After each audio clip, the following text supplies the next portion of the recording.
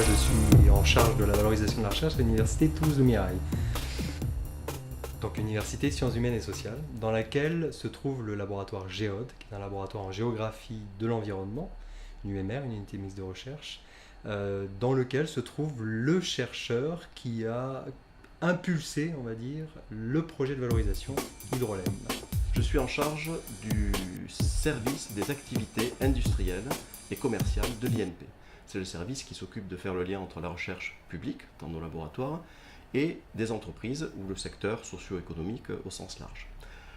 En l'occurrence, c'est ce service qui s'est occupé de suivre le transfert de résultats de recherche vers un nouveau marché, un nouveau produit et vers une entreprise existante qui s'appelle ADTEL.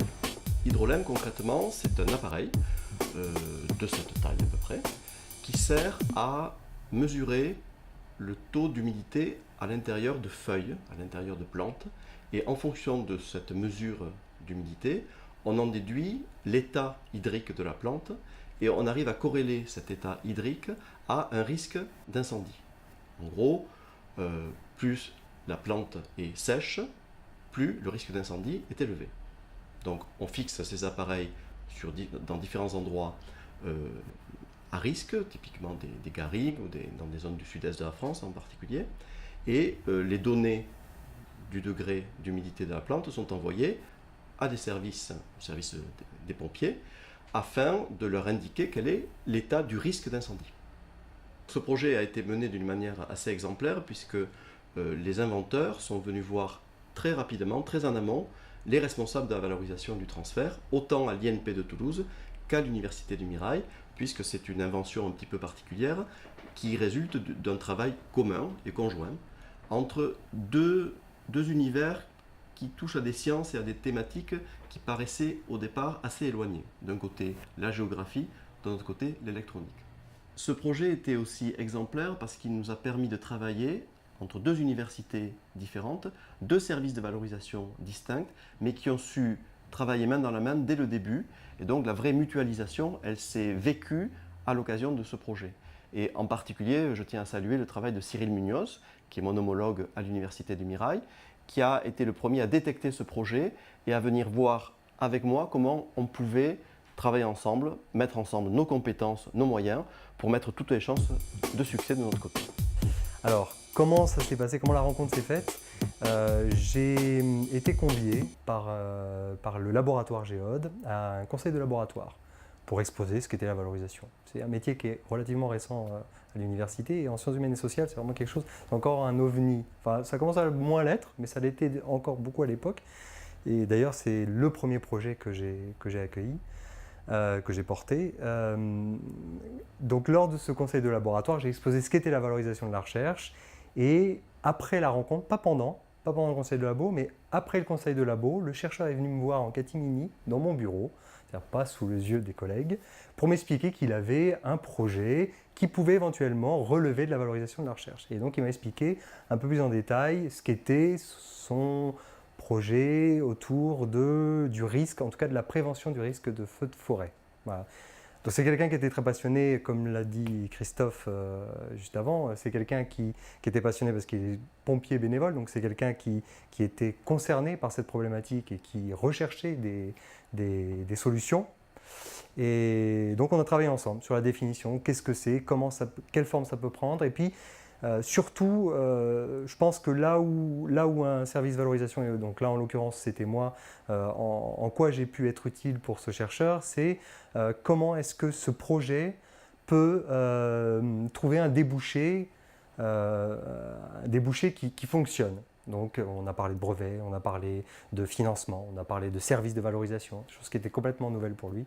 Et il a découvert que au lieu de partir seul et puis d'être dans son bureau à essayer de trouver des solutions, je pense qu'il aurait mis 10 ans probablement pour y arriver, au lieu d'être seul dans son coin pour essayer de trouver une solution, il a tout d'un coup identifié plein d'interlocuteurs qui pouvaient l'accompagner dans un transfert réussi. Et ça a très bien fonctionné puisqu'en quasiment pratiquement un an, on avait déjà un brevet, un partenaire intéressé. Donc voilà. Je voudrais juste rajouter que ce dossier est très particulier parce qu'on avait en même temps un inventeur qui était également un utilisateur potentiel de la technologie, de l'outil final. Et ça change énormément, puisque ça veut dire que très en amont, on savait exactement ce que le marché, ce que le client final souhaiterait voir, souhaiterait trouver dans cet appareil. Ce qui a été la réussite de ce projet aussi, c'est qu'à un moment donné, il y a eu un passage de relais entre l'équipe Mirai à VAMIP et le service de Christophe Honold à l'INP, qui avait la capacité d'accompagner un projet sur des extensions de brevets en international et puis des projets avec des industriels, ou en tout cas une capacité à négocier. Il y a eu un passage de relais tout à fait fluide. Voilà. Sûrement le succès, hein, c'est-à-dire qu'il n'y a pas eu de problème de passation de flambeau, on va dire. Et voilà, c'est ce qui fait aujourd'hui que le projet marche et est en train d'aboutir avec succès. J'ai passé beaucoup de temps avec l'inventeur de l'INP Insight, et c'était d'autant plus intéressant que c'est un inventeur qui avait beaucoup d'a priori contre les transferts et en tout cas contre les brevets. En particulier, c'est un chercheur qui m'a souvent dit « le brevet, c'est aussi utile qu'un cercueil à 4 places ». Donc c'était un vrai challenge pour moi de lui montrer que le brevet pouvait être un vrai support d'un transfert et que ces résultats de recherche, grâce au brevet, qui n'est qu'un outil mais qui est un outil puissant, allaient servir et allaient être matérialisés par un objet aujourd'hui vendu.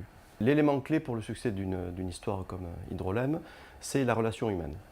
Donc nous avons réussi très en amont à établir une relation de confiance avec les inventeurs, entre les inventeurs et les valorisateurs qui les ont accompagnés. Et nous avons aussi réussi à établir une relation de confiance avec l'entreprise qui a accepté finalement de prendre un risque et d'intégrer cette nouvelle technologie dans ses produits. D'ailleurs, la négociation de la licence, qui est un élément effectivement technique, s'est déroulée dans un contexte très positif et très constructif. Et c'est un élément clé du succès. Aujourd'hui, le projet a atteint une phase industrielle, c'est-à-dire que les produits sont fabriqués et peuvent être vendus.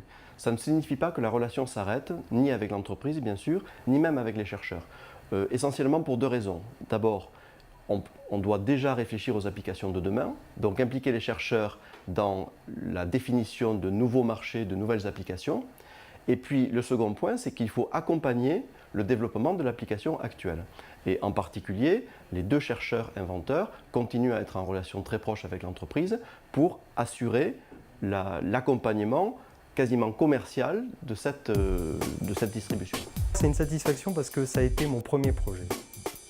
Donc au moins je pars avec quelque chose de positif. Je me dis, ça peut marcher.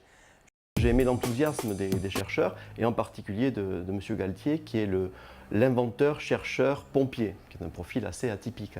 Et c'est quelqu'un qui s'est beaucoup donné dans ce projet et moi c'est quelque chose qui est communicatif. Quand quelqu'un s'investit dans un projet, ça marche, ça déteint sur moi. Donc ça c'est quelque chose de fantastique.